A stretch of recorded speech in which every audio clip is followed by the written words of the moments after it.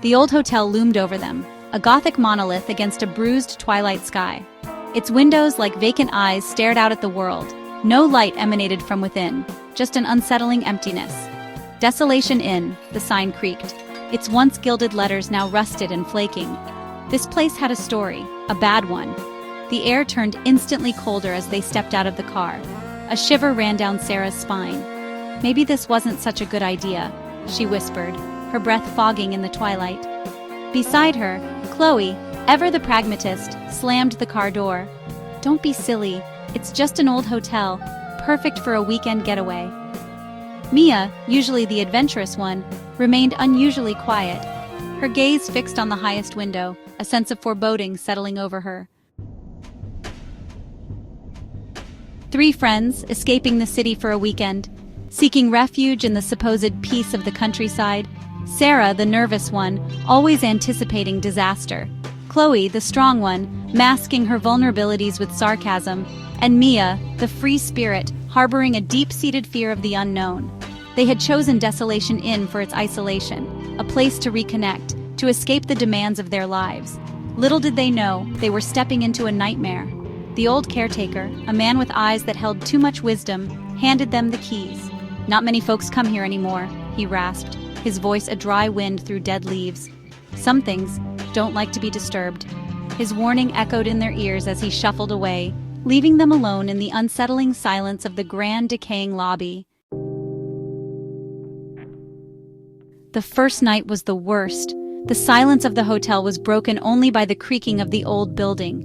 Whispers seemed to emanate from the walls, whispers that sounded suspiciously like their names.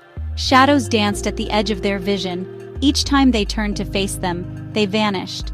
Sleep was a distant dream. Chloe dismissed it as their imaginations playing tricks.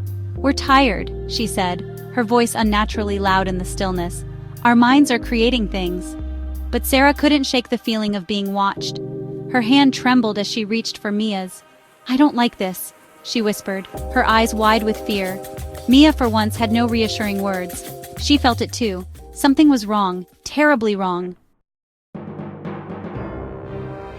The next day, the fear followed them like a shadow. They found an old library, its shelves stacked with dusty volumes. As Sarah reached for a book, a cold spot settled over her. Turning slowly, she saw her, a woman in a white gown, her face obscured by a veil.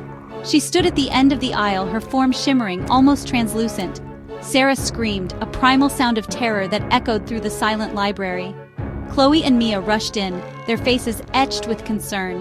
But the figure was gone. "There's no one here, Sarah," Chloe said, her voice strained. But Sarah knew what she had seen, the woman in white. The stories the caretaker had hinted at came flooding back to her. This place held a dark past, and now they were a part of it. The day wore on, each hour heavier than the last. The weight of unseen eyes pressed down upon them. They tried to distract themselves, to pretend they weren't prisoners in a haunted hotel. But the fear was a living thing now, slithering into their minds, twisting their thoughts. Chloe's usual bravado crumbled. Mia's adventurous spirit dwindled to a flickering flame. And Sarah? She was drowning in terror. The hotel was closing in on them, suffocating them with its darkness. They had to escape.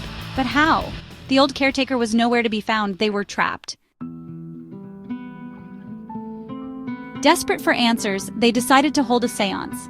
In the flickering candlelight of their room, they attempted to contact the spirits that haunted the Desolation Inn. The air grew thick, heavy with a malevolent energy.